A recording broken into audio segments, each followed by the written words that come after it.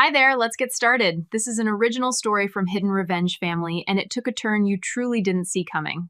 Let's get into it. I stood on my parents' front porch with a beat-up backpack digging into my shoulder, the strap frayed from places most people only see on the news. The door was already open, music spilled out loud, and polished the kind you play when you want neighbors to know something important is happening inside. Laughter followed, not the warm kind, the performative kind. 18 months away, and that was my welcome. I stepped in, careful not to scuff the marble floor. The house looked exactly the same, expensive, spotless, and allergic to honesty. Crystal glasses lined the counter. Catering trays waited under silver lids. My father's voice cut through everything, sharp and confident, giving instructions like he was running a boardroom instead of a living room. He turned, saw me, and his face tightened. Not surprise, not relief, annoyance. "Oh, you're back," he said, like I just reminded him of an unpaid parking ticket. Before I could even say hi, he grabbed a folded apron from a chair and tossed it at my chest. It hit me and slid down to the floor. "Good timing," he said. "The housekeeper's sick. Go help in the kitchen, and change. Don't let guests see you dressed like that." I looked down at myself. Plain jeans, faded boots, a gray hoodie with a small tear near the cuff. Clothes that had survived dust, heat, and worse. Clothes that didn't belong in his version of success. "I just got in," I said. My voice was calm. I'd learned how to keep it that way. And he replied, "This isn't a hotel." That was the hug. That was the welcome home. I bent down, picked up the apron, and tied it around my waist. The muscle memory kicked in, secure, not quick pull. He was already turning away, barking orders into his phone. As I passed the hallway table, I reached into my backpack and pulled out the small box I'd wrapped the night before leaving base. It wasn't flashy, no logo, no receipt. Just something that had weight in my hand and meaning behind it. "Dad," I said, holding it out, "I brought you something." He covered the phone's microphone with one finger and glanced at the box like it might stain his suit. Later, he said, "This is important." The finger lifted. His tone softened instantly. "Jesse, sweetheart, did it really break?" "Oh no, your nail." I stood there while he listened to my sister cry about a chipped manicure. I listened to him coo, promise, reassure. Then he pulled out his wallet, didn't even lower his voice. "I'll send you 500, he said. "Go to the best spa. Don't stress." He hung up, smiling. $500 for a nail. He finally noticed I was still there. The box was still in my hand. "What is it?" he asked. "Just something from work," I said. He waved it off. "I'm busy, put it somewhere, or throw it in a drawer." I watched him turn back to the party prep like the conversation was finished. The box felt heavier now, like it knew it didn't belong here either. I slid it back into my bag and set the bag against the wall out of the way. The kitchen was already crowded. Caterers moved fast, professional, efficient. No one asked who I was. They just assumed I worked there. That part felt familiar. I chopped, I carried trays, I wiped counters. My father passed through twice without looking at me. When he did look, it was to point at something I'd missed. A fingerprint on glass, a spoon out of place. Jessica breezed in an hour later. Perfume first, phone held high. Recording herself walking through the house. "Pre-party vibes," she said to her screen. "Dad's merger party tonight. Big money energy." She noticed me behind her reflection in the oven door. "Oh my God," she laughed, turning the camera slightly so her followers could see. "My sister's back. Say hi, Elena." I didn't look up. "She's helping out," my dad said from the doorway. "She's good at that." Jessica leaned closer, lowering her voice just enough to sound kind. "Still doing that nurse thing?" she asked. "Must be exhausting. It keeps me busy," I said. She smiled the way people do when they think they've won something. Then she turned back to her phone and walked away, already bored. By late afternoon, the house was buzzing. Suits, dresses, laughter that came a little too loud, a little too often. My father moved through it all like a king inspecting his court. Every handshake was a transaction. Every smile came with a price tag. I stayed in the background. Invisible works for me. At one point, he stopped near the kitchen island and said loud enough for 2 guests to hear, "Make sure the help doesn't wander into the main room." The help, singular, Maripod. I nodded because arguing would have taken more energy than it was worth. While I poured drinks, I caught snippets of conversation. The merger, the valuation, the numbers that made people's eyes light up. I heard my father brag about how far his family had come, how his daughter Jessica understood image branding influence. No mention of me. That part was consistent. A man in a navy blazer watched me work for a moment, then said, "You're very calm under pressure." I looked up, surprised. "I've had practice," he smiled. "Doing this, something like that," I said. My father swooped in immediately, laugh ready. "She's just helping out, you know how kids are. No real career yet." The man nodded politely, but his eyes stayed on me a second longer than necessary.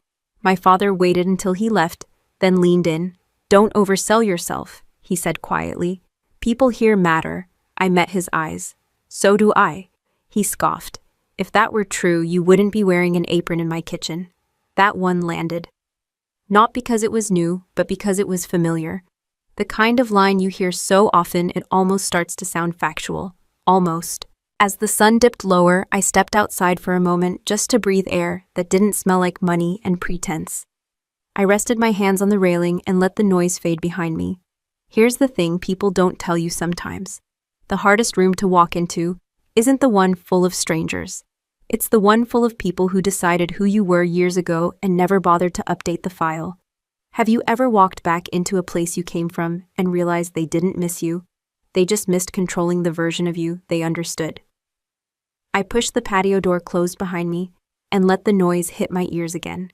Music forks, voices overlapping.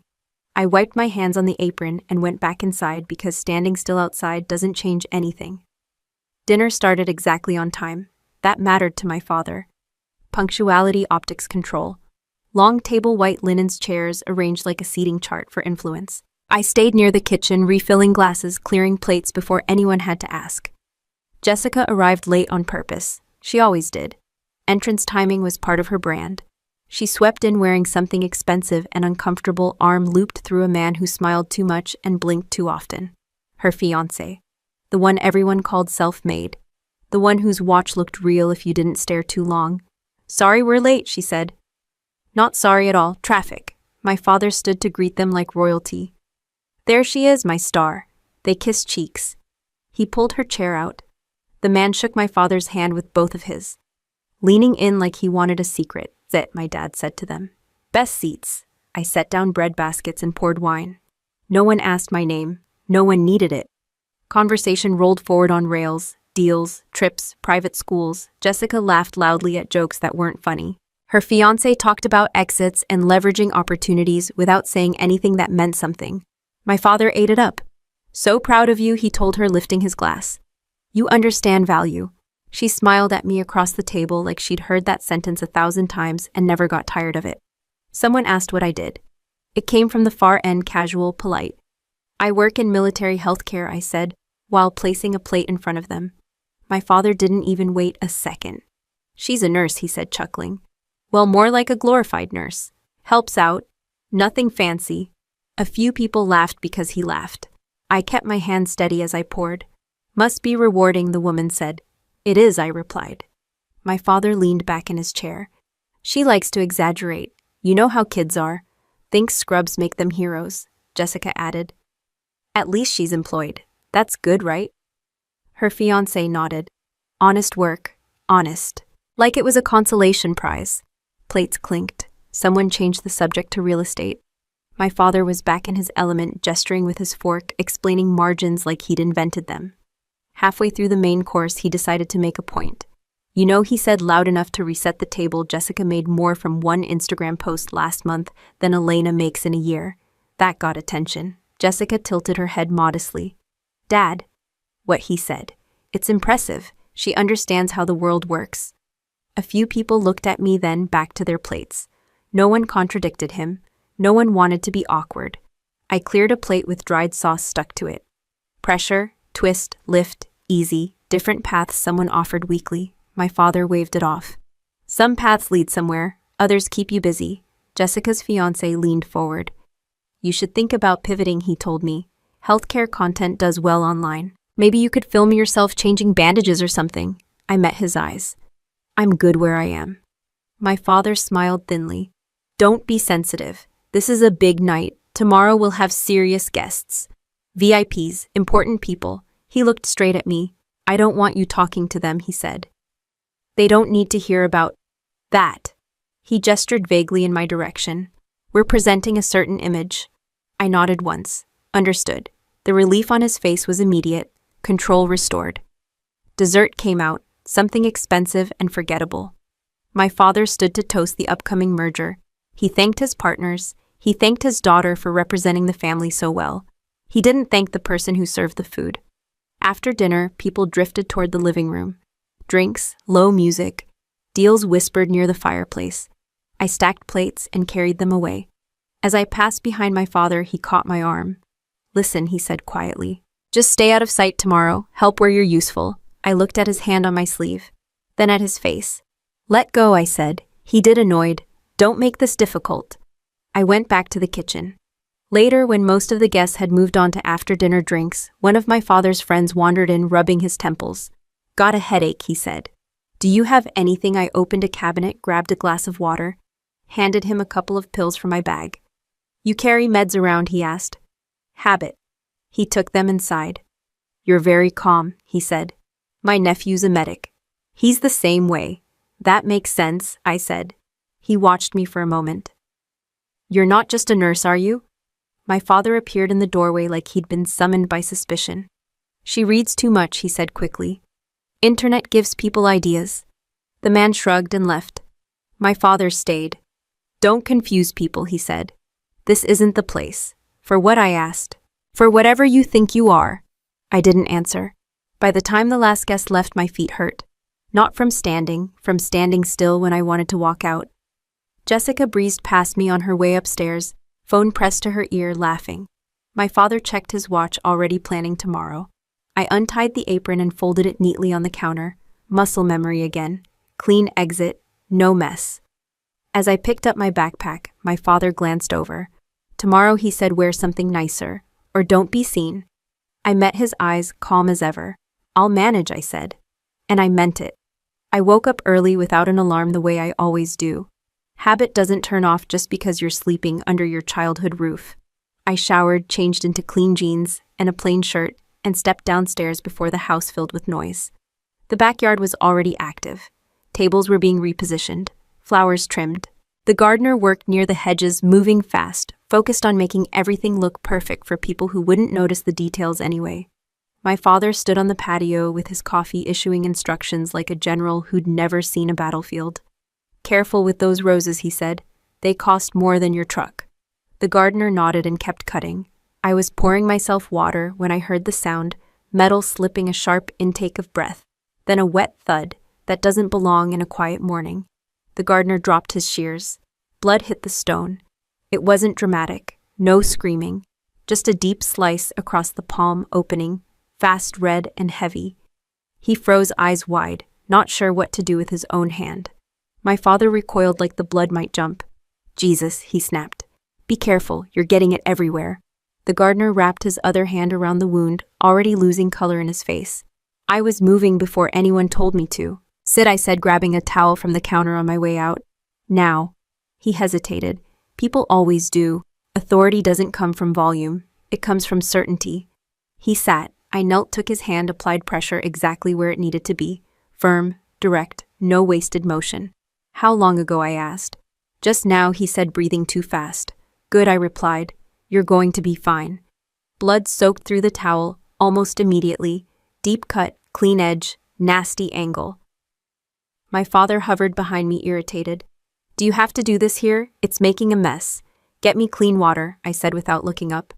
And something to tie off. He didn't move. I glanced back at him. Now? He flinched, surprised by the tone, then waved someone else over. A worker ran inside. I elevated the hand-adjusted pressure-checked capillary refill with my thumb. Still good.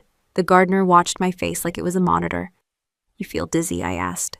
A little. Look at me, I said. Not the blood. He did. I slowed my voice on purpose. Calm travels faster than panic. The worker came back with water and a strip of cloth. I rinsed the wound just enough to see it clearly. Then compressed again, tighter this time, tied it off with a knot that wouldn't slip. Bleeding slowed, then stopped. From cut to control under 30 seconds. The gardener exhaled like he'd been holding his breath for a year. Thank you, he said. I nodded. You'll need stitches. I'll drive you to urgent care if you want. He looked at my father. My father scowled. I'll have someone take you. Don't drip on the seats. That was his concern. I stood, wiped my hands on the ruined towel, and tossed it in the trash. One of my father's friends had been watching from the edge of the patio. He stepped closer, impressed despite himself. That was professional, he said. You didn't even hesitate. I shrugged. It's what I do. My father laughed, sharp and dismissive. She's seen a few things online. Thinks she's on some medical show. The man raised an eyebrow. That didn't look like YouTube. My father cut him off. Trust me, it's nothing. The gardener was helped to his feet, still pale but steady. As they led him away, he looked back at me. You didn't freak out, he said quietly. No point, I replied. Freaking out doesn't stop bleeding. When they were gone, my father rounded on me.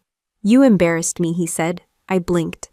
By stopping him from bleeding, you took control. He snapped. In front of people. There was blood, I said. Someone needed to act. He scoffed. That's all you're good at, cleaning up messes. The words landed exactly where he aimed them. He gestured at the stained stone. Look at that. Now it'll have to be replaced. I can scrub it, I said. That's not the point, he replied. The point is knowing your place. I looked at him then. Really looked. The expensive watch, the pressed shirt, the man who measured worth in optics and invoices. You don't know who you're talking to, I said. He laughed. I know exactly who I'm talking to. I held his gaze. No, you don't.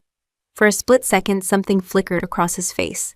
Doubt, maybe, or irritation that I hadn't folded. Then it was gone. Get changed, he said. Guess we'll start arriving soon, and stay in the background. I walked back inside, my pulse steady. The kitchen smelled like disinfectant and coffee. I washed my hands slowly, methodically, like I always do. As I dried them, my fingers brushed the edge of my backpack sitting by the wall. Inside it, tucked into a side pocket, was the small box I'd tried to give him the day before. It wasn't worth money, no appraisal, no resale value. Just a piece of shrapnel that missed my carotid by inches, and a tag with a date burned into it. A reminder that timing matters, that seconds count. He didn't want it, that was fine. I zipped the bag closed and slung it over my shoulder. Outside, staff moved faster now. Voices rose. Preparations tightened. My father's world was spinning up to full speed, and he had no idea how fragile it actually was. I adjusted the strap of my backpack and set it down behind the bar, then rolled my sleeves once neat and even.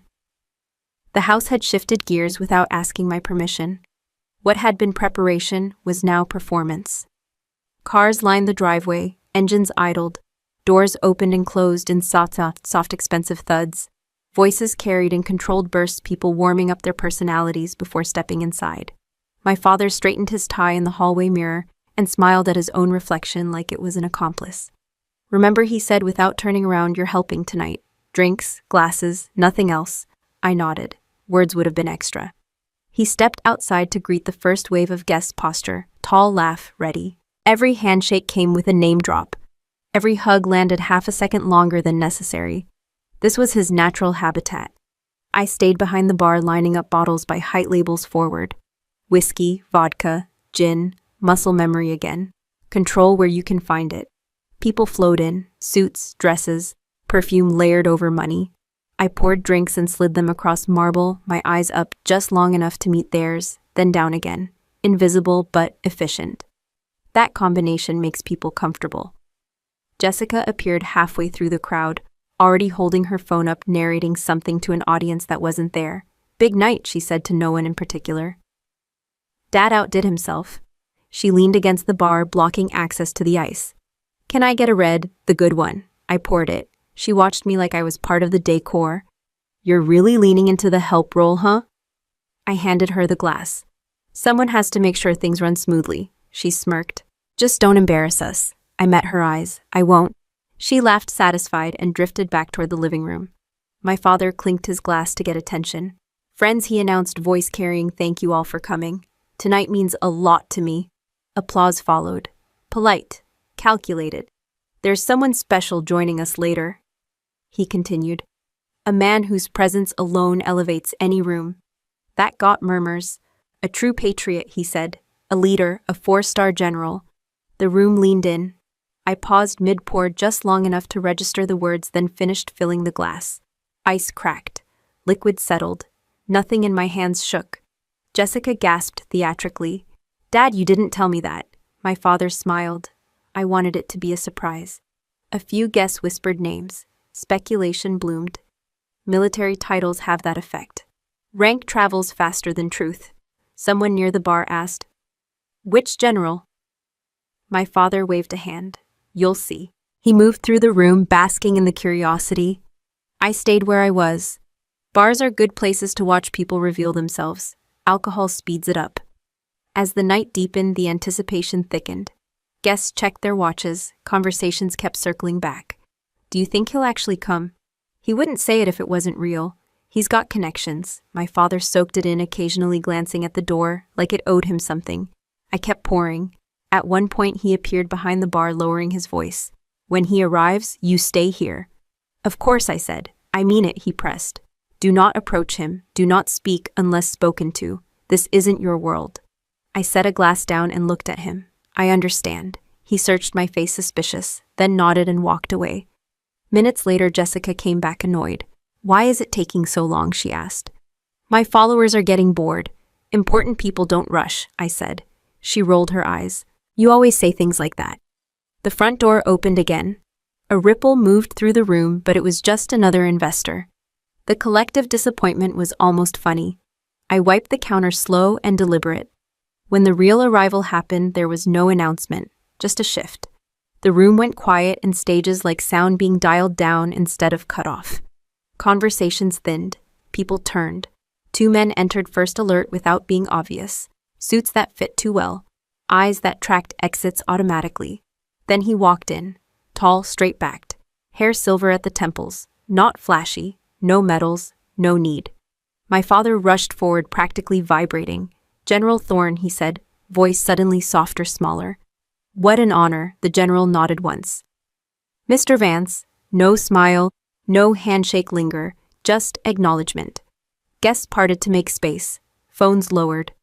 Jessica froze mid-record, then hurriedly angled her camera. My father gestured grandly. "Please make yourself comfortable." The general scanned the room. His eyes moved differently than everyone else's. Slower, assessing. They passed over me at the bar. Then came back. Just for a beat. My father noticed and stepped in front of the line of sight. "Can I get you a drink or water?" the general said. My father turned, snapping his fingers. "Elena, water." I filled a glass, chilled, no ice. Set it on a coaster, carried it over and placed it in front of him without a word. "Thank you," he said, looking at me directly. "You're welcome," I replied. My father cleared his throat. "She's helping out," he said quickly. "Family." The general nodded already. Shifting his attention, I returned to the bar. Jessica whispered loudly to someone, "That's him." My father launched into conversation, eager, deferential.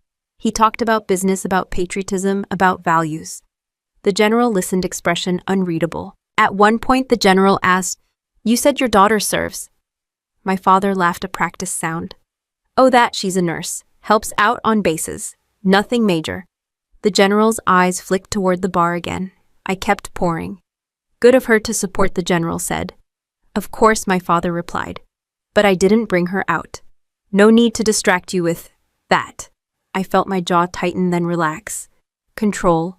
Always control. Jessica drifted closer to the bar, wine glass in hand, attention bouncing between the general and her reflection. She leaned in, bumped my arm, and red wine splashed across my shirt. "Oh," she said, smiling. "Oops." The stain spread fast, dark against gray. She tilted her head. "Maybe go clean up before the general notices. You're kind of ruining the look." A few people chuckled. I looked down at the mess, then back up at her. "Excuse me," I said. I walked toward the bathroom, shoulders, straight, pulse steady. The music swelled again behind me. Laughter resumed. Glasses clinked.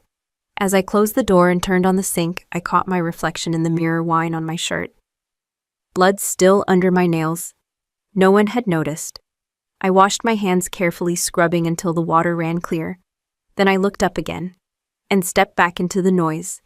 I patted my shirt dry with paper towels, then smoothed it down like fabric could forget what just happened. The stain stayed. Good, it made me easier to place. When I stepped back into the room, the general was still standing near the center glass of water untouched. My father hovered at his side, leaning in just enough to look important without getting in the way. Jessica had repositioned herself to be seen from every angle. I moved behind the bar again. Bottles, glasses, the familiar weight of work. My hands knew what to do even when people didn't. The general asked a question I didn't hear something short. My father answered too fast. "Yes, sir. Absolutely," he said. "We're very proud of our country." The general nodded, eyes steady. "And your family?" My father smiled. "Traditional, values, hard work." "Your daughter," the general said casual. "You mentioned she serves."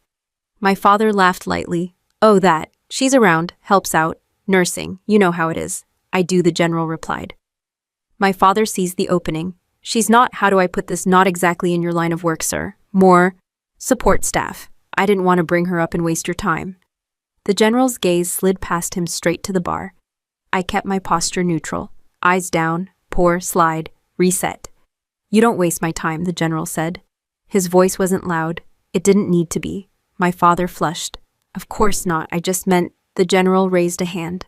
Conversation over. A server passed by with a tray. Someone laughed too loudly at a joke that hadn't landed. The room adjusted itself again. My father leaned closer to the general, lowering his voice. "If you need anything, sir, anything at all, actually," the general said. "I'd like to meet her." The sentence dropped clean and sharp. My father blinked. "Meet who?" "Your daughter," the general said. "The one who serves." My father's smile tightened. "She's busy," he said quickly. "Working. You don't need to." The general's eyes stayed on him. "I'd like to." A pause stretched. Long enough for people nearby to notice something was off. Long enough for Jessica to stop smiling. My father turned his head slowly, scanning the room like he'd misplaced a coat. His eyes landed on me behind the bar. "No," he said, barely audible. Then louder to the general. "She's not present right now." The general didn't look away from him. "I see her." Every head near the bar turned. My father's face hardened. He walked toward me with quick, angry steps. "What are you doing out here?" he hissed. "I told you to stay out of sight." "I'm working," I said. "You look like a mess," he snapped, glancing at my shirt. "Go back way, now." The general's voice cut through the air. "Is that how you speak to your family?" My father spun around, startled. "Sir, she's just what the general asked." My father swallowed. "Just a nurse." The general nodded once. "Then she's more useful than most people in this room." A few guests shifted uncomfortably. Jessica's phone dipped. My father laughed forced. "You're very kind, sir." The general stepped closer to the bar. "Miss," I met his eyes. "Yes. What's your name?" "Elena." He held my gaze for a moment. Longer than politeness, shorter than recognition. Then he nodded again as if filing something away. "Thank you for the water," he said. "You're welcome," I replied. My father moved between us, physically blocking the space. "If you'll excuse us," he said. "Elena needs to—" A sharp intake of breath cut him off. A woman near the edge of the room staggered. Her hand flew to her throat. A glass shattered on the floor. Then she went down. It happened fast. Faster than conversations usually break. 1 second she was upright, the next she was seizing, body-stiff, breath gone. People froze. Someone screamed. "Call 911, my father shouted, voice cracking. "Is there a doctor here?" No one answered. Phones came out. Jessica lifted hers automatically, eyes wide already, framing the shot. The woman's lips turned blue. I was moving before my father finished the sentence. "Elena, don't," he yelled, stepping into my path. "You're not a doctor. Don't touch her." I didn't slow down. He grabbed my arm, hard. I shoved him, not gently. He stumbled back and hit the floor, shock replacing anger. The room went silent. "Kneel," I said to the nearest man. "Now." He dropped. "You?" I pointed. "Move the table, clear space." People obeyed. They always do when the voice is right. I knelt beside the woman, checked airway, pulse, pupils. No breathing, jaw clenched, tongue obstructing. "Open her mouth," I said to no one in particular. Someone did. I tilted her head, swept nothing. Her chest didn't rise. "Clock," I said. "Start counting out loud." A voice started counting seconds. I repositioned her, adjusted her neck, tried again. Still nothing. "She's choking," someone said uselessly. "Quiet," I said. My father scrambled up. "This is insane," he shouted. "Get her off her. She's going to kill her." The general stepped forward. "If you touch her," he said to my father, voice low and absolute, "I will treat it as an assault on an officer." The word landed. "Officer," my father froze. I reached into my pocket, already knowing what was in there. My knife wasn't there. I'd left it in the bag. I scanned the room. A catering knife sat on a tray nearby. "Bring me that," I said. Someone handed it to me. "Alcohol," I added. A bottle appeared. I poured it over the blade over my hands over the woman's neck. "Turn her head," I said. "Keep counting." Her airway was swelling fast. I could feel it. I didn't hesitate. I made the cut, clean, precise, where it needed to be. A collective gasp rippled through the room. I inserted, adjusted, cleared. Then air. The woman's chest rose. Once, then again. She sucked in a breath like she'd been underwater too long. The room exhaled. Sirens wailed in the distance, growing louder. I stayed where I was, hands steady, holding the airway open until professionals took over. When the paramedics arrived, they nodded at my work without asking questions. I stood as they loaded her onto the stretcher, blood drying on my hands, heart rate finally slowing. My father stared at me like he'd never seen me before. The general stepped closer, eyes on my hands. And for the first time that night, my father had nothing to say. I didn't look up when the paramedics took over. I didn't need to. Their hands were steady, their questions short, their eyes already confirming what they were seeing. "Airway secured," one of them said, checking my work. "Swelling was progressing fast," I replied. "She lost spontaneous breathing for about 40 seconds. He nodded once. No skepticism, just information moving from one professional to another. They loaded her onto the stretcher. Oxygen on, IV in, monitor beeping with a rhythm that meant she was still here. As they rolled her toward the door, the woman's husband, someone important judging by the way people made space for him, grabbed my arm. "You saved her," he said, voice shaking. "You saved my wife." I gently removed his hand. "They'll take it from here. Stay with her." He nodded, tears cutting through the polish of his evening suit, and followed the stretcher out. The room didn't know what to do with itself. Some people clapped, then stopped when they realized clapping felt wrong. Others stared at the floor. A few stared at me like I'd violated the laws of physics instead of anatomy. Jessica lowered her phone slowly, eyes wide. For once, she hadn't caught the right angle. My father stood frozen near the center of the room.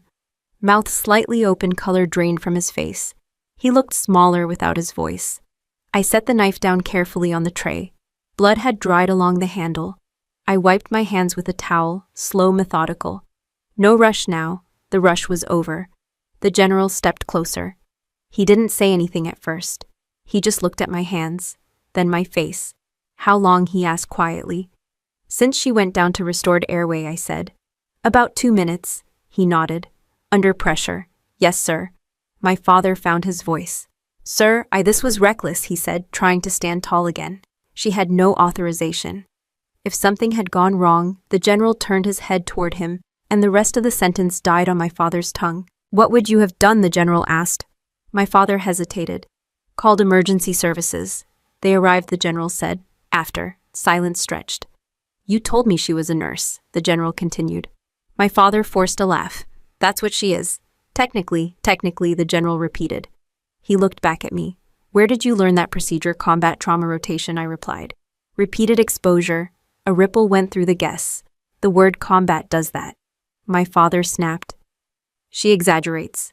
The general didn't even glance at him this time. "Kandahar," the general said. The word landed like a dropped plate. My head lifted slightly. "Yes, sir. You were there in 22, he continued. "Yes. Field hospital. Forward unit. Yes." My father took a step back. The general inhaled, then exhaled slowly, like he was steadying something old. "I thought I recognized your hands," he said. I felt the room lean in without realizing it. The general straightened his jacket, then turned fully toward me. He took one deliberate step forward, closing the distance my father had tried so hard to control all night. He reached out. Not to shake my hand, he took it. My fingers were still stained. Blood under the nails, no soap ever gets rid of completely. He didn't flinch. In front of everyone, business partners, influencers, investors, people who thought power was loud. He bowed his head and pressed his lips to the back of my hand. The room went dead silent. This, he said, voice steady and carrying, is not the hand of a nurse. My father's knees buckled. He caught himself on the back of a chair. This is the hand of Major Dr. Elena Vance, the general continued. The surgeon who kept my airway open for 12 hours under fire while my unit was being evacuated. The woman who operated through mortar strikes and didn't lose a single patient that night. A few people gasped. Others stared openly now. No one looked away. She saved my life, he said, and the lives of my men. He released my hand gently. If she hadn't been there, he added, I wouldn't be standing in your living room tonight. My father shook his head, whispering, No, that's not. The general turned to him at last. You dismissed her, he said.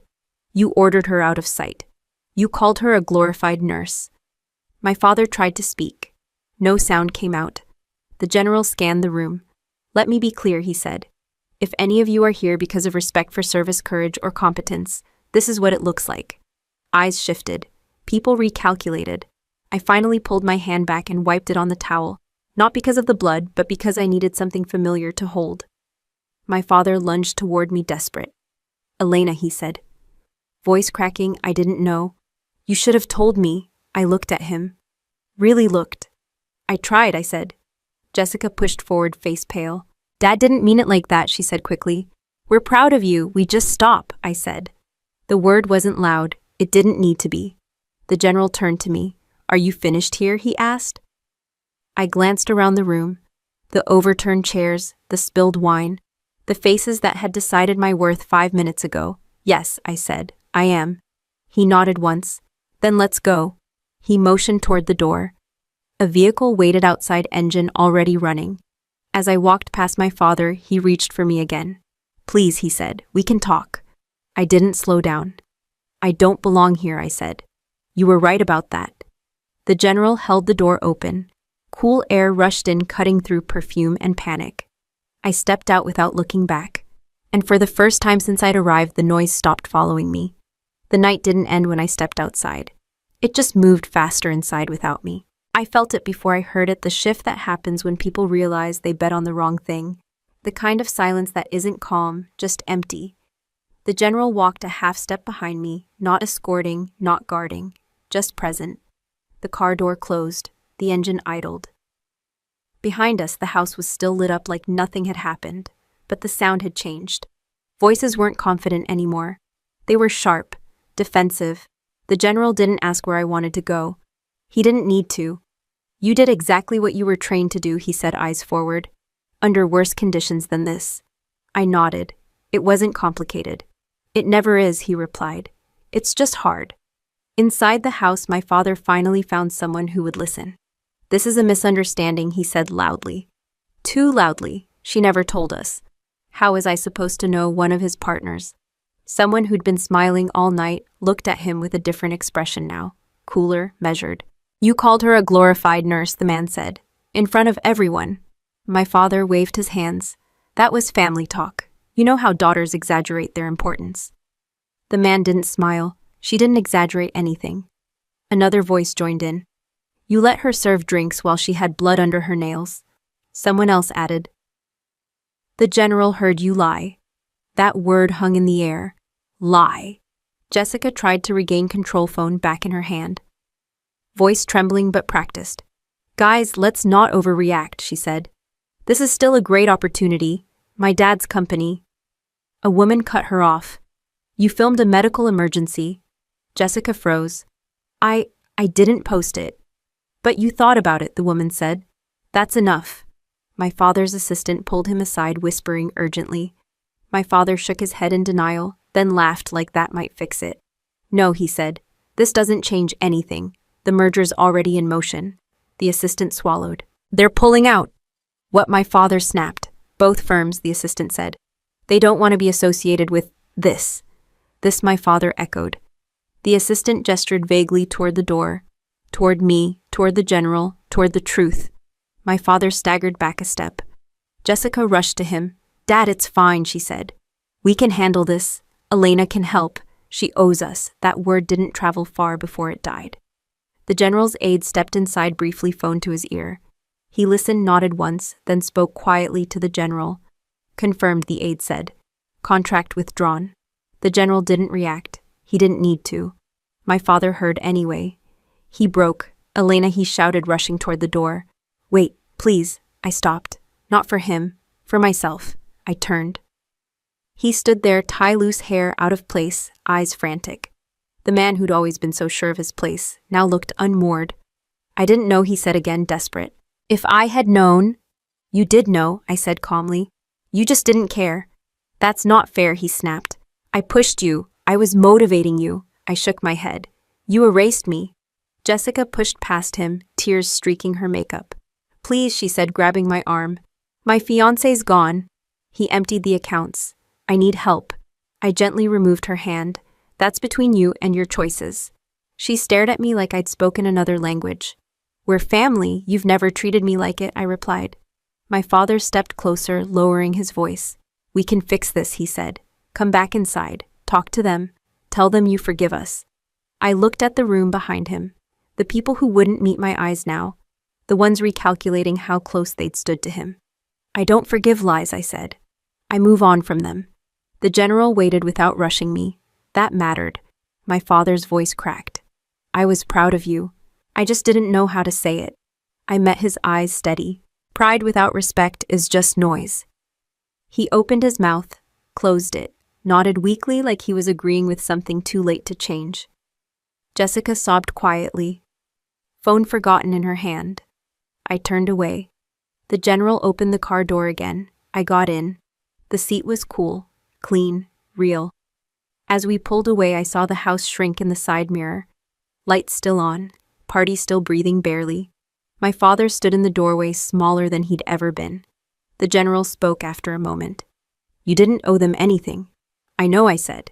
He smiled slightly. That's why you're dangerous. The car merged into traffic. The noise of the night swallowed us. I rested my hands on my knees. The blood was gone now. The stains had faded. What stayed was the quiet. Not the empty kind. The earned kind. The car didn't rush. It moved at the speed of control. The kind that doesn't need sirens or shortcuts. Streetlights slid across the windshield in steady intervals, each one identical to the last.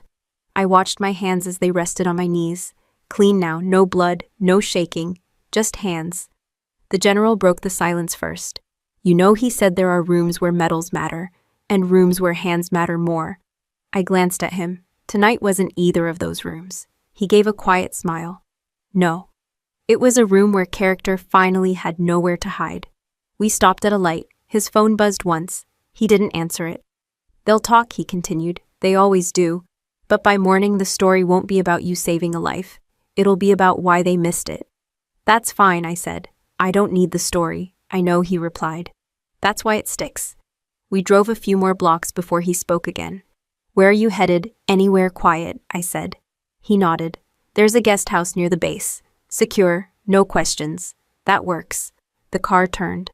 The city thinned out. Fewer lights, less noise. Inside the house I'd left behind, the noise was doing the opposite. My father sat at the dining table staring at a contract that no longer mattered. The ink was still wet, but the signatures were already irrelevant. He rubbed his temples like that might rewind the last hour. One of his partners cleared his throat. We need to talk about damage control. There is no control, another said, flatly. You lied to a 4-star general. I didn't lie, my father snapped. I didn't know. That's worse, the partner replied. It means you don't know your own house. Jessica sat on the stairs, scrolling through her phone, watching her follower count dip for the first time in years. Comments poured in faster than she could delete them. Why were you filming? That woman could have died. You laughed at your sister. She closed the app, hands shaking. This isn't fair, she said out loud. I didn't do anything wrong. No one answered her. Upstairs, the guest room door stayed open. My backpack was gone. The apron folded on the counter looked out of place now, like evidence someone wished they'd hidden earlier. Back in the car, we pulled through the gate. The guard saluted the general, then glanced at me, respectful but curious. I stepped out into air that smelled like pine and asphalt. Quiet. Real quiet. Get some rest, the general said. You earned it. Thank you, I replied. For tonight, he asked. For not speaking over me, I said. He nodded once. Good night, doctor. The door closed. The car rolled away. Inside the guest house, the room was simple. Bed, desk, lamp, no mirrors trying to impress anyone. I dropped my bag by the chair and sat on the edge of the bed, boots still on. For the first time since I arrived in town, there was nothing pulling at me. No voices, no expectations, no role to play. I thought about my father's face when the truth finally landed. Not anger, not hatred, confusion. Like a man realizing the map he trusted was upside down. I didn't feel triumph. I felt clarity. People think revenge is loud, that it looks like shouting or walking away in slow motion.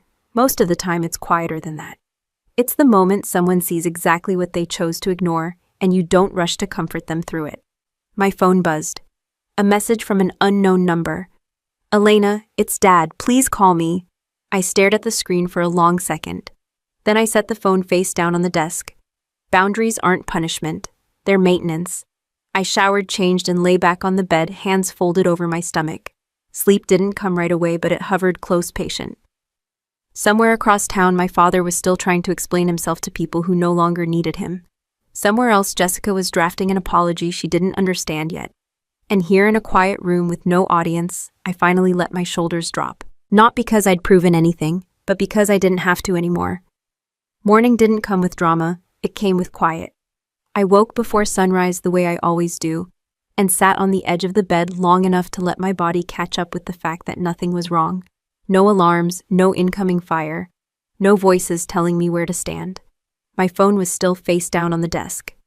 I left it there, I laced my boots, and stepped outside. The air was cool, clean, honest. A few soldiers jogged past, nodding in that way people do when they recognize competence, without needing a backstory. That felt normal. By the time I finished a slow lap around the perimeter, the day had already started doing what days do, moving forward whether people are ready or not. Inside my father's house, time was doing the opposite. He sat in his study suit jacket, draped over a chair, like a mistake he hadn't thrown away yet. His phone kept lighting up and going dark again. Messages from partners, from advisors, from people who had stopped calling him sir and started calling him Robert.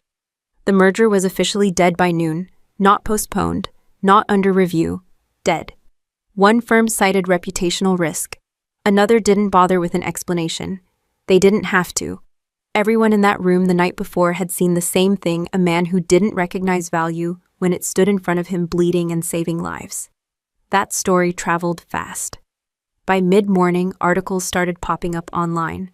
Not about me, about him. Business leader under fire after public incident. Questions raised about company culture and leadership. Sources cite pattern of behavior. Jessica read them from the couch, makeup smeared, robe half on. Her phone buzzed nonstop, but the notifications weren't congratulations anymore. Sponsors paused campaigns. Comments turned sharp. She tried to call me again. I didn't answer. My father finally did what he should have done years ago. He sat still and listened to himself think. He replayed moments he'd dismissed. The apron, the jokes, the way he'd flinched at blood like it was an inconvenience instead of a warning. He remembered the box I'd tried to give him, the way he hadn't even opened it. For the first time, he wondered what else he'd waved away because it didn't fit the picture he was selling. That realization didn't fix anything. It just made the damage clearer. At the guest house, I packed my bag with the same efficiency I always use. Fold, roll, check. Nothing sentimental, nothing rushed. The general stopped by briefly, already dressed, already focused on the day ahead. "Transportation's ready," he said. "If you want it, I'll take it," I replied. He hesitated, then added, "Your father asked to see you." I considered it, not emotionally, practically. "No," I said, "not today." He nodded. No pressure, no judgment. On the drive out, my phone buzzed again. A text this time. I was wrong. "I see it now, please." I read it once, then deleted it. Seeing isn't the same as changing. And apologies that arrive only after consequences aren't apologies, they're negotiations. The base faded behind us. The city opened up ahead. Traffic, normal life. People arguing over coffee orders and parking spots, unaware that a few hours ago, a woman almost died on a living room floor while someone filmed it. That contrast grounded me. At the airport, the general shook my hand this time like equals. "Take care of yourself," he said. "I will," I replied. As I walked toward the terminal, I didn't feel like I was leaving anything unfinished. Some doors close on their own when you stop holding them open. On the plane, I took a window seat. The engines hummed, the safety briefing played. Ordinary things doing ordinary work. As we lifted off, I watched the city shrink, not with anger or relief, but with distance. Distance is underrated. It gives you perspective without demanding forgiveness. I thought about the version of me my father had clung to, the one he could control, the one he could dismiss. That version had served its purpose for him. It made his world simple. But simple worlds break the moment reality walks in. I didn't need revenge. I didn't need him to understand me. I needed him to stop defining me. And that had already happened. When we leveled out, I pulled the small box from my bag, the one I'd carried across deserts and oceans. I opened it. Inside was the fragment of metal tagged and dated, proof of survival, proof of timing, proof that some things miss you by inches and still change your life. I closed the box and slid it back where it belonged. Back home, wherever that was, now my work waited. Patients who didn't care about my last name, colleagues who didn't ask me to shrink, rooms where hands mattered more than titles. That was enough. I leaned back, closed my eyes, and let the steady sound of the engines remind me of something simple and true. You don't owe access to people who only respect you when someone else gives them permission. So here's the question I'll leave you with. Have you ever been underestimated by the people who were supposed to know you best? And if the truth finally came out, would you walk back into that room to explain yourself? Or would you choose to leave and let silence say everything? Share your thoughts in the comments and don't forget to subscribe for more stories about dignity, boundaries, and what real strength actually looks like. When I left that house, I didn't feel victorious. I didn't feel powerful. I felt quiet. Not the empty kind of quiet, but the kind that shows up after you've been holding your breath for years and finally let it out without asking for permission. People assume moments like that come with a rush, with satisfaction, with a sense of I showed them. That's not what it felt like. It felt like realizing how much had been taken from me long before that night, quietly, slowly, in ways that never left a bruise, but still did damage. What they took first wasn't opportunity. It was confidence. Not all at once, not dramatically, just enough at a time that I wouldn't notice. A joke here, a comparison there. A label repeated so often it started sounding like a fact. You're just helping. You're not really that. Don't make it a big deal. When someone who's supposed to know you says those things often enough, part of you starts adjusting. You talk less. You explain less. You shrink your language so it doesn't trigger another eye roll. You don't stop being capable. You stop showing it. And the dangerous part is how normal that becomes. I didn't wake up one day thinking I was less than I was. I just learned to stay quiet about the parts of myself that made other people uncomfortable. I learned which rooms required me to play smaller so someone else could feel bigger. That's what people rarely talk about when it comes to family disrespect. It's not always loud. It's not always cruel. Sometimes it's just persistent enough to reshape how you see yourself. For a long time, I thought the solution was simple. Prove it. Be better. Be more accomplished. Be so undeniable that they'd have to change their mind. That idea sounds reasonable. It's also wrong. Because the truth is, people who benefit from underestimating you aren't confused. They're invested. If you've ever been the less impressive one in your family, you know exactly what I mean. Your success doesn't threaten them because it's impossible, it threatens them because it breaks the role they assigned you. And when someone needs you in a role, they will protect that role harder than they protect the truth. That night didn't change how capable I was. It exposed how committed they were to not seeing it. And that realization mattered more than any public moment. Here's the part I didn't understand for years. The issue was never my lack of achievement. It was my willingness to keep seeking validation from people who only valued what they could brag about. Some families don't measure worth by effort, integrity, or impact. They measure it by how easy you are to explain to strangers. If your story doesn't fit neatly into their script, they edit you down until it does. That's not love, that's branding. The moment I stopped internalizing their version of me, something shifted. Not externally, internally. I stopped asking, how do I make them respect me? And started asking, why am I still trying? That question is uncomfortable, because once you ask it honestly, you can't unask it. I realized that every time I walked into that house, I left with less energy than I arrived with, less clarity, less confidence. That's not coincidence. That's information. Your body keeps score long before your mind catches up. If being around someone consistently makes you doubt your own competence, your instincts, or your worth, that's not motivation, that's erosion, and no achievement fixes erosion. What I took back wasn't revenge, it wasn't validation, it was authorship. I took back the right to define myself without translating it into language that made other people comfortable. I took back the right to stop performing humility so someone else wouldn't feel challenged. Most importantly, I took back my attention. Because attention is a currency, and I had been spending mine trying to convince people who weren't buying. That night didn't make me stronger. It showed me where I already was and where I no longer needed to stand. If any part of this sounds familiar, here's something worth sitting with people who truly value. You don't require you to prove your worth repeatedly. They don't need to be shocked into respect. They don't need a public moment to recalibrate how they treat you. And if respect only shows up when someone else forces it into the room, it was never really there. So here's the question I want you to think about honestly, without defending anyone, including yourself. In your life, who benefits from you being seen as less? And what would change if you stopped trying to correct them and started protecting yourself instead? Take your time with that one. For a long time, I believed something that sounds logical on the surface, but quietly ruins people from the inside. I believed that if I just did enough, worked harder, achieved more, collected the right credentials, eventually the people who doubted me would change their minds. They'd see it. They'd admit they were wrong. They'd finally treat me differently. That belief kept me busy for years. It also kept me stuck. Because here's the uncomfortable truth I had to face. Proving yourself only works with people who are open to being proven wrong. And the people who underestimated me were never open to that in the first place. They weren't waiting for evidence. They were protecting a story. In my family's story, I played a specific role, the less impressive one, the support character, the one who existed to make someone else look brighter by comparison. Once you understand that, a lot of confusing behavior starts to make sense. Why your achievements get minimized, why your explanations get brushed off, why every success is met with a new standard instead of respect. It's not that they don't hear you. It's that hearing you would require them to rewrite who they think they are. And most people would rather discredit you than do that work. I used to think staying quiet was humility, that explaining myself calmly would eventually lead to understanding, that if I didn't make a scene, respect would follow.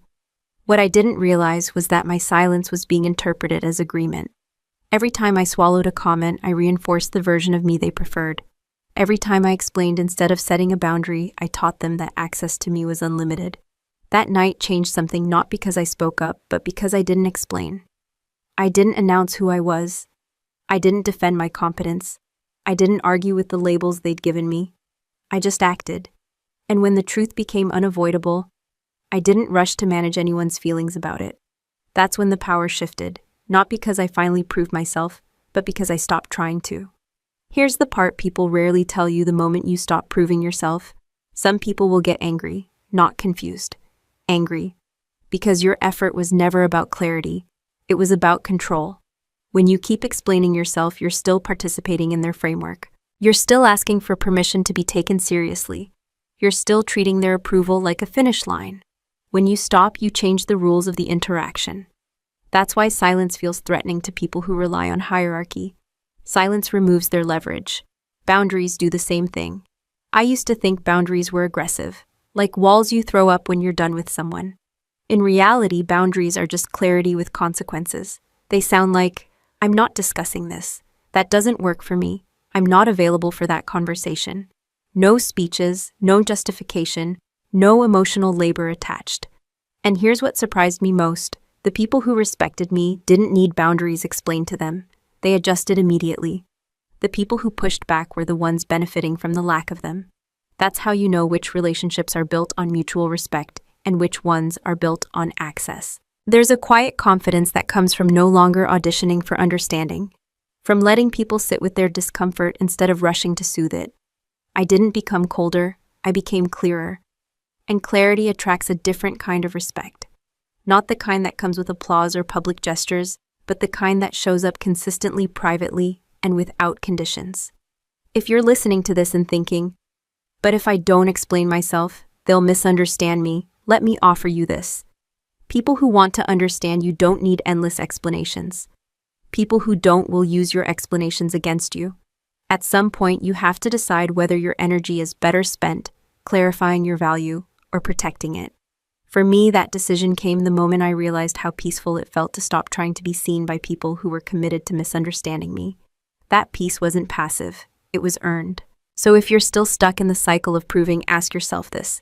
Not defensively, not emotionally, just honestly. Who in your life keeps raising the bar every time you reach it? And what would happen if you stopped jumping altogether with that? For a long time, I thought walking away meant losing the argument, losing the relationship, losing the chance to finally be understood. That belief keeps a lot of people stuck in places that drain them. It kept me there too. We're taught that endurance is strength, that staying proves loyalty, that if someone is family, you're supposed to tolerate more than you would from anyone else. But adulthood teaches a different lesson, one most people learn late, if at all. Staying is not always strength. Sometimes it's just fear with good manners. I didn't walk away because I was angry. I walked away because I finally understood the cost of staying. The cost wasn't the insults or the comparisons. I'd learned how to absorb those. The real cost was how much of myself I had to leave at the door every time I showed up. My voice got quieter, my posture changed, my instincts hesitated. That's not resilience. That's adaptation to dysfunction. There's a difference between being patient and being erased, and it took me years to see which one I was practicing. People like to talk about forgiveness as if it's the final step in maturity, as if forgiving someone automatically means letting them back in. It doesn't. Forgiveness is internal. Access is optional. You can let go of resentment without reopening the door. You can wish someone well without putting yourself back in a position to be diminished. That distinction matters. When I chose to leave, I wasn't punishing anyone. I wasn't making a statement. I was choosing an environment that didn't require me to constantly defend my existence. And here's what surprised me: once I left, my life didn't get louder. It got quieter, not lonely, clear. The absence of constant tension creates space you don't realize you've been missing. Space to think without rehearsing conversations in your head. Space to succeed without wondering who it will offend. Space to rest without guilt. That space is where self-respect lives. Self-respect isn't loud. It doesn't announce itself. It doesn't argue or convince. It chooses. It chooses where to spend time. It chooses who gets access. It chooses peace over proximity. Walking away doesn't mean you didn't care. It means you cared enough about yourself to stop accepting conditions that required you to be smaller. Some people will call that cold. Others will call it selfish. Those words usually come from people who benefited from your silence. Here's something I wish someone had told me earlier: if someone only values you when you are useful, agreeable, or quiet, they don't value you. They value control. And control always resists boundaries. The moment you stop explaining your decisions, stop defending your limits, and stop negotiating your dignity, certain relationships will strain or break. That's not failure. That's filtration. What remains afterward is different. Calmer, more honest. You start meeting people who don't need you to prove your worth because they recognize it instinctively. People who don't confuse love with ownership. People who don't panic when you say no. That's not luck. That's alignment. I didn't cut everyone off. I didn't burn bridges. I simply stopped crossing rivers for people who wouldn't step off the shore. And over time, something subtle but powerful happened. I trusted myself again. I trusted my reactions. I trusted my discomfort. I trusted the part of me that knew when something wasn't right, even if I couldn't explain it perfectly. That trust is what adulthood actually looks like. Not obedience, not endurance, not endless forgiveness, but discernment. Knowing when to stay, knowing when to speak, knowing when to leave without needing permission or applause. If you're listening to this and feeling a tightness in your chest, like something is clicking uncomfortably into place, don't rush to fix it. Sit with it. Ask yourself a question most people avoid, because the answer changes things. In your life right now, where are you staying out of loyalty, fear, or habit? And what would it cost you to keep staying another 5 years? And if you already know the answer, maybe the real question is this: are you ready to choose peace over proximity, even if it means disappointing people who were never willing to see you fully in the first place? Share your thoughts in the comments. And if stories about boundaries, self-respect, and quiet strength resonate with you, don't forget to subscribe. There's more to talk about. Final note. This story is a work of fiction created by artificial intelligence to heighten drama and emotion. But the valuable lessons we discuss are entirely real and continue to happen to many people every day. If this style isn't for you, that's perfectly okay. Please feel free to look for other content that better suits your needs.